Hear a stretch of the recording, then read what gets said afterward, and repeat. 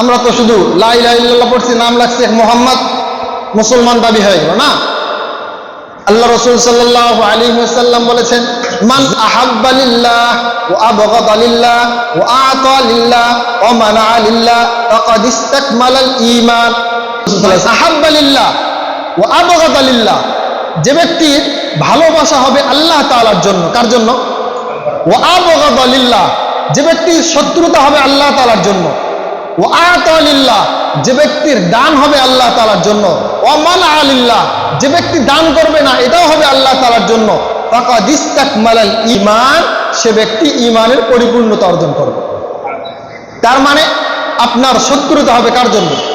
আপনি একজন ব্যক্তিকে দেখতে পারেন না, হ্যাঁ দেখতে পারবেন না, কারণ যে ওই ব্যক্তি আল্লাহ তাআলার কাছে নাই, ওই ব্যক্তি নামাজ পড়ে না, ওই ব্যক্তি আল্লাহর কথা মানে না, সুতরাং আমিও তার সঙ্গে নাই। আপনি এক ব্যক্তিকে ভালোবাসেন, কেন ভালোবাসেন? যে ওই ব্যক্তি আল্লাহ তাআলা নামাজ পড়ে, ওই ব্যক্তি হাফেজ, ওই ব্যক্তি আলেম, ওই ব্যক্তি আল্লাহ তাআলার ইবাদত করে।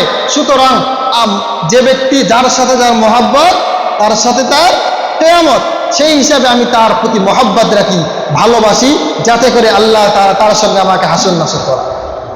আপনি কাউকে কিছু দান করবেন, এটাও যেন আল্লাহ তাআলার জন্য হয়। আপনি কাউকে দান করবেন না, এটাও যেন আল্লাহ তাআলার জন্য হয়। আপনি বলবেন দান করাটা তো বোঝা যায়, বোঝা যায় না? দান করতেছে আল্লাহর জন্য, না দেওয়াটা আল্লাহর জন্য কেমনে হয়? হয় কেমনে হয়? মনে করেন গঙ্গাচারা অনেক লোক আসে হাত পাতায়, ভাত খাই না, একটু ভাত খাওয়ার জন্য টাকা দেন, আছে না? অনেক কয়জন আসছে, পরিচিত মুখ। হ্যাঁ, আমার একদিন একজন বলতেছে টাকা দেন। ওনার আমি একটা অপকর্ম দেখছি এবং আমি শুনছি যে ওনাকে টাকা দিলে উনি ওই কাজ করে, এই জন্য আমি টাকা দিইনি। উনি আমার বলতেছে, হ্যাঁ ওয়াজ করেন আবার দান করেন না।